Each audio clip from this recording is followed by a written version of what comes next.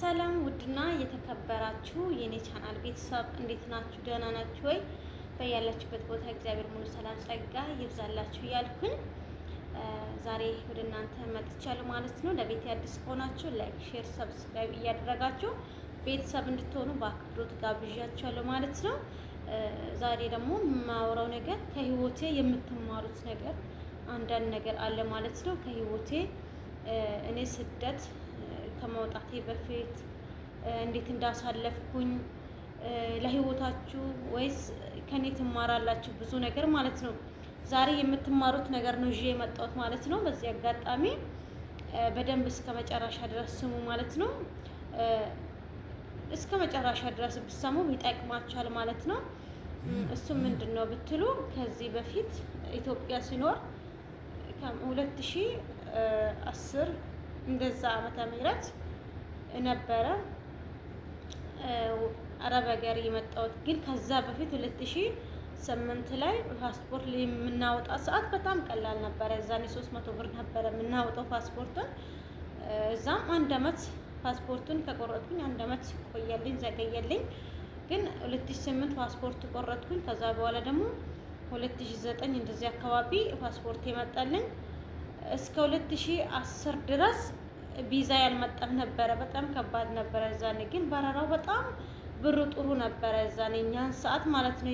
እዛን ጊዜ በእኛ ሰዓት በጣም ጥሩ ነበረ። በ7000 ነበረ በረራችን። ግን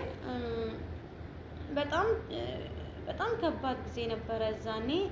አረብ ሀገር ለመምጣት በጣም ጉጉት ነበረ። ትምህርትም ስማር በጣም ቤተሰቦችን እኔ እዛ ሀገር ሄጄ እንደዚህ አድርጋችኋለሁ፣ ቤት ይገዛችኋለሁ፣ መኪና ገዛላችኋለሁ ብዬ ነበር የመጣሁት። ከዛ ኢትዮጵያ ስንኖር ለኛ በቃ የምናፍሰው ነው የሚመስለን ብር ራሱ። ግን አረብ ሀገር ስንመጣ የምናየው ነገር የምናገኘው ነገር ሁሉ በጣም የተለየ ነገር ነው። ጌታን ከህይወቴ በጣም ትማራላችሁ ማለት ነው እናንተ እስከ መጨረሻ ከተከታተላችሁ። እና 2010 ሲሆን ማትሪክ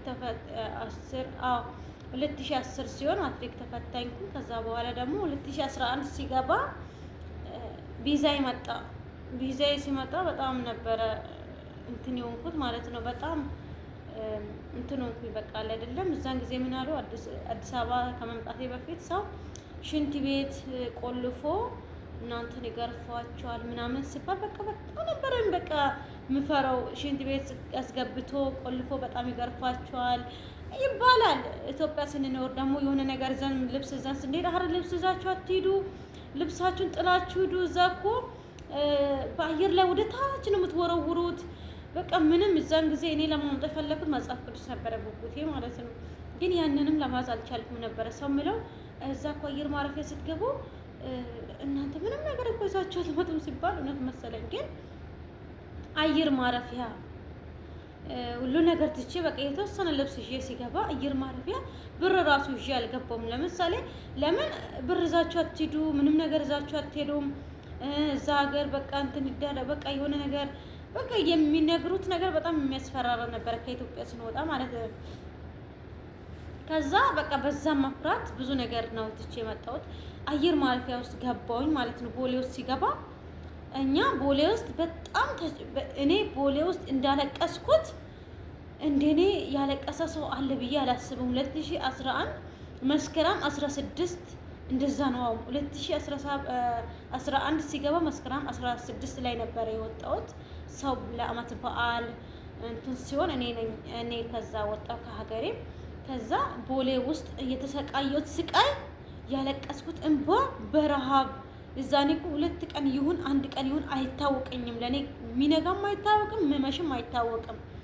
እዛኔ ስደት ለመምጣት ይሄ ስደት የሚያደርገው ነገር ብዙ ነገር ነው። ከህይወቴ ብዙ ነገር ትማራላችሁ። ጌታን በህይወቴ ያሳለፍኩትን ነገር በጣም ትማራላችሁ። ለእናንተም ይጠቅማችኋል። በጣም ተሰቃይቼ ወይ እኮ ሽሮ አልያዝኩ ወይ ውሃ አልያዝኩ። በቃ በጣም ከባድ ጊዜ ነበረ እዛኔ። እና ከዛ የሆነ እህቶች በቃ የማላቃቸው ነበረ፣ ቋንቋቸው አላቅም፣ በኦሮመኛ ነበረ የሚያወሩኝ። ጌታን በጣም በጣም እግዚአብሔር ሲወዳችሁ ለእናንተ ሰው ይሰጣል። እዛኔ በቃ አቅርቡኝ፣ በኦሮምኛ እያዋሩኝ ከራሳቸው ካለው ነገር እያጋሩኝ፣ እንቺ ቢ ምንድነው የጫነቀሽ ምንድነው የከፋሽ እያሉ አይዞሽ እያሉ ነበረ ቦሌ ውስጥ እንትን ያደረጉኝ። ማንም አልነበረም። እነሱ ባይኖሩ ኑሮ አይዞሽ እስከምትሄጂ ድረስ እኛ አለንልሽ እያሉ እየተባበሩኝ። ሁለተኛ ወደ ቤሩት ነበረ በረራዬ። ከዛ ለበረራ ስዘጋጅ በጣም ረሃበኝ፣ አለቀስኩት። ናፈቁኝ ቤተሰቦች በዛ መሀል ማለት ነው። ወይኔ እኔ ለምን ወጣው ከሀገር ለምን ወጣሁኝ አልኩኝ። ርር ብዬ ነው ያለቀስኩ። አንድ ረሃብ አለ፣ አንድ ፍርሃት አለ፣ አንድ ደግሞ ጉዴት ነው የሚሄደው፣ ጉዴት ማን ቤት ነው የሚሄደው ብዬ እፈራለሁ በጣም ማለት ነው። ስለምፈራ በቃ እንቀጠቀጥ ነበረ። ከዛ ደግሞ ወደ ቤሩት በረራ ስደርስልን ገበን። ቤሩት ላይ ያየው ስቃይ ደግሞ ከባድ ስቃይ ነበረ። ቤሩት ደረሰን። ከዛ ከባስ ወደ ባስ እየተሸጋገረን ወረደንና አየር ማረፊያ ደረሰን። እዛ የሆነ ክላስ ሰራተኞች አንድ ላይ የሚሰባሰቡት ክላስ ነበረ። እዛ ተሰባሰበን። እያንዳንዱን በስም እስከሚጠራ ድረስ ያለው ረሃብ ያለው በኢየሱስ እንቅልፍስ ረሃብም በዛው በጣም ችግር ጊዜ ነበር ያሳለፍኩት ዛኔ። ያን ጊዜ አልፌ ዛሬ ቀን መድረሴ ደግሞ በጣም ይገርማል። እያንዳንዱን እኔ እነግራችኋለሁ። እኔ ያሳለፍኩትን ጌታን በጣም የሚገርም ጊዜ ነበር ያሳለፍኩት። ለስደት ብለን ዋጋ ምን ከፍለው በጣም ይገርማል። ግን እዛኔ ምን ነበረ እዛ ቢሮ ገብተ ቢሮ ነው አንድ ክላስ ቢሮ ነው ሰራተኞች ተሰብስበው ያሉበት። ከዛ እያንዳንዱን አንቺ እከሌነሽ አንቺ እከሌነሽ ብሎ አንዱ ወደዛ ሄዳል፣ አንዱ ወደዛ ሄዳል፣ አንዱ ወደዛ ሲሄድ በቃ አንዳንዶች በቃ ያለቅሳሉ፣ ይሰቃያሉ። አንዳንዶች ደግሞ ወደ ኢትዮጵያ ለመሄድ ለምንድን ነው የምትሄዱት? አይ እኔ መዳም እኮ ሳላቅ እንደዚህ ወደ ሀገር ልታሳፍረኝ ነው የሚሉትን እሰማለሁ። ከዛ ደግሞ እኔ በቃ ሰው የሚያወራውን ሰምቼ አንዳንድ 2 ቀን ቆይቻለሁ እዚህ ተቀባይ ሳይመጣ ሲቀር ብሎ የሚያለቅሱትን ሲያይ እኔ ደግሞ ሰው የሚናገረውን ስሰማ እንባ ይቀድመኛል። ከዛ አለቅስ ነበረ። አልቅሼ በቃ እግዚአብሔር አምላክ አንተ ያልከው ይሁን ብዬ ተዋለሁ። በጣም ከባድ ጊዜ ነበረ፣ ግን እግዚአብሔር ይመስገን። ከዛ በኋላ ከጥቂት በኋላ ትንሽ ልመሻ ሲሆን አሰሪ መጣ ማለት ነው። ከዛ እባለም ተባልኩኝ። አቤተሰብ ሲወስ ፈረንጁ ሲወስ ወይኔ እኔ የት አባት ነው የሚሄደው ብዬ ቅጥቀጥ። ድሮ ኢትዮጵያ ላይ ሲኖር ያሉት ነገር ትዝ አለኝ። እናንተን አንድ ክላስ ቆልፎ እዛ በቃ ሽንት ቤት ይካታቸዋል የሚለው ነው በአይምሮ የሚመጣው ማለት ነው እዛኔ። ከዛ በቃ ፈራው። ወይኔ ይሄ እውነት ይሁን ስል አይ ለካ እዛ ወሰዱኝ። ከዛ ቤት መዳም መጣ ምግብ ምናምን ስትሰጣ እስኪ ምግብ ይባላለኝ አልበላለኝ። 2011 መስከረም 18 ላይ ነው ቤሩት የደረስኩት። መስከረም 16 ወጥቼ መስከረም 18 ላይ ቤሩት ገባው ማለት ነው። 18 ላይ ቀን ከዛ ገባው። በዛ ደግሞ ያለው ፍርሃት፣ ያለው እንባ፣ ያለው ስቃይ በጣም ከባድ ጊዜ ነበር ያሳለፍኩት። በጣም ከባድ ጊዜ እና እያንዳንዱን እኔ ፓርት 1 ፓርት 2 እያልኩኝ እስከ መጨረሻ ድረስ እስከ ዛሬ ያለውት ቀን ድረስ እኔ እነግራችኋለሁ ማለት ነው፣ ያሳለፍኩትን ነገር ማለት ነው። በጣም ከባድ ጊዜ ነበር ያሳለፍኩት። እዛ ደርሼ ደግሞ ይህንን አምጪ ሲባል የሚያመጣው ነገር ሌላ፣ እነሱ በታትስ ሲባል እኔ የሚያመጣው ምን እንደሆነ የሚያመጣው አይታወቀኝም። እነሱ እንቁላል ስሎ እኔ የሚያመጣው ምን እንደሆነ አይታወቅም። በቃ ግራ ይገባኛል ለራሴ ማለት ነው። ከዛ እንደዛ ያልኩኝ 3 ወር 4 ወር እንዴትም እንትን እየሆንኩኝ ቋንቋ ለመድኩኝ ማለት ነው። ከዛ ቋንቋ ለምጄ እግዚአብሔር ይመስገን መስራት ጀመርኩ። እየሰራውኝም ደግሞ በእንባ ነው። እስከ 1 አመት ድረስ በእንባ ነው የሰራሁት። ለምን በቃ ከነሱ ጋር በቃ መግባባት በጣም ያስፈራል።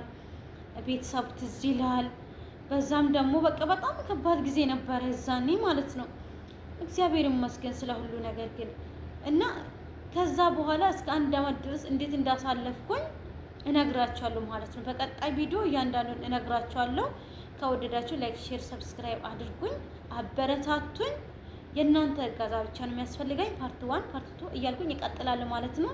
እንዴት እንደደረስኩኝ ይህን ደረጃ እንዴት እንዳሳለፍኩኝ በቃ ብዙ ነገር እነግራችኋለሁ ማለት ከኔ የምትማሩት ነገር ብዙ ነገር አለ ማለት ነው። ቤተሰቦቼ ላይክ አድርጉ፣ አበረታቱኝ፣ እንድታበረታቱኝ ነው የምፈልገው።